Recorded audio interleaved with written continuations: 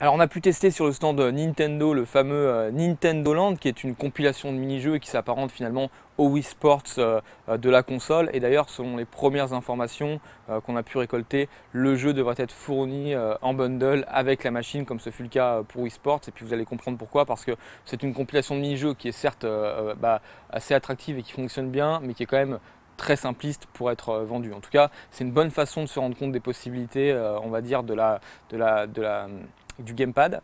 On a commencé par jouer avec un jeu qui s'appelle sur l'univers de Luigi's Mansion.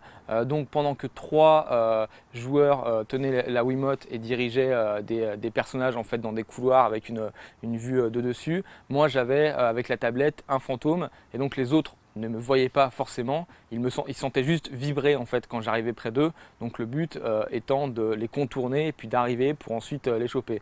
Donc ça fonctionne bien, c'est assez amusant, mais c'est vrai que ce sont des jeux, vous allez voir globalement, qui sont réservés à des parties très courtes, hein. Là on y a joué pendant 6 minutes, voilà, on s'est bien éclaté, mais ensuite voilà, la partie est terminée, on a un peu le sentiment déjà d'avoir fait le tour un petit peu du propriétaire de ce mini-jeu là.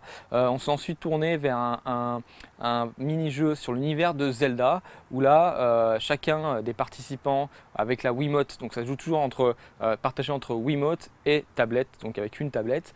Les trois personnages qui avaient la Wiimote effectuaient des mouvements un peu comme dans Zelda avec l'accessoire pour défoncer des ennemis en fait qui arrivent sur notre passage. Ça se déroule sur un rail, et celui qui avait le gamepad était équipé d'un arc à flèche en fait pour tirer sur des cibles. Donc là encore, voilà, c'est amusant, mais c'est un niveau qui dure quelques minutes, donc évidemment il y aura plusieurs niveaux, hein. Mais une fois qu'on arrive au terme de ça, on a envie de dire bon, j'ai envie de changer de mini-jeu et de voir ce que ça donne avec autre chose. Et donc là, quand on avait le gamepad, je vais y arriver, on devait se servir, on devait le bouger comme ça dans tous les sens, dans toutes les directions pour viser. Donc ce Nintendo Land utilise toutes les fonctionnalités du gamepad, à la fois l'aspect gyroscopique, la vibration et tout ce qui a été présenté pendant la conférence. On a ensuite testé un mini-jeu sur l'univers de Donkey Kong, qui est un espèce de puzzle en fait assez marrant, que j'ai trouvé un peu inspiré finalement de Kururin. Je ne sais pas si vous vous souvenez de ce jeu sur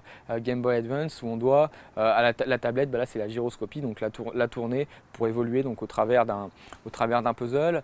On a ensuite pu voir le mini-jeu Animal Crossing, qui est où on doit manger un maximum de fruits. C'est peut-être le moins intéressant de tous. Et puis ensuite, on a découvert rapidement lors de la Roundtable Nintendo un mini-jeu sur F-Zero, une espèce de course très, très rapide, très simpliste. Et ce jeu utilisera aussi pleinement les capacités du nouveau réseau social de Nintendo, où les joueurs pourront discuter entre eux dans un espèce de hub géant, sachant que pour l'information, Nintendo n'autorisera pas les joueurs qui n'ont pas le jeu à pouvoir en parler ensemble, puisqu'ils n'aiment pas ça. Ils se disent que voilà, c'est une communauté d'un même jeu, donc qui pourront discuter autour de toutes ces épreuves.